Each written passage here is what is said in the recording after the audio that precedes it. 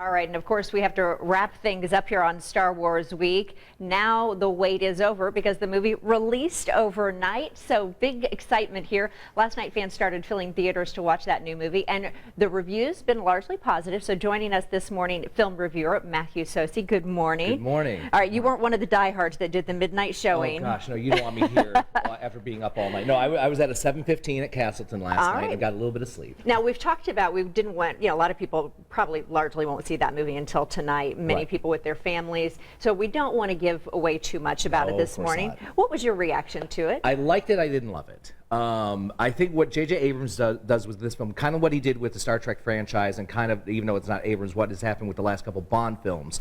There's been a nice mixture of something old and something new. Of course, we know the cast members from the original series that are films that are back in this one. There's a new woman, not a damsel in distress. We have a new young man, former stormtrooper. So it's a good balance. The other part is, I was 7 when the first film came out, and so it's going to be really hard to capture that magical moment. There were a lot of kids at the screening last night, and I'm sure they're going to be blown away by it, obviously more than I would, and that's okay. Well, let me ask you about that, because we know many of these movies in this series have been darker, of course. I have a 10-year-old son, and he's looking forward to seeing this, but it's been very trickling to get information out. Is it appropriate for that age? I think so. I think, well, it all depends on the individual. So I would, whenever I'm asked this, I will ask, what's the scariest thing your child has seen? Me without makeup. Okay, I was just saying. She's here all week, folks. No, there's some lightsaber fights. There's I know.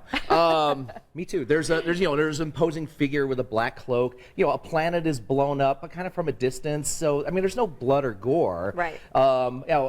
My family's a little bit different. My daughter's 14, but she's seen Hamlet, King Lear, Macbeth, and Titus Andronicus. So I think it all depends on the individual. And if you're there, you're there. It's okay. When will you go see it again? When will I go see it again? Yeah. Do you know how many other films I have to go review in the next couple of weeks? All right. Well, Matthew, we so appreciate your time and kind of giving our viewers here this morning a little peek before maybe they make the decision to go out and see it. Yeah, we it's appreciate a family thing. All right. Thank you.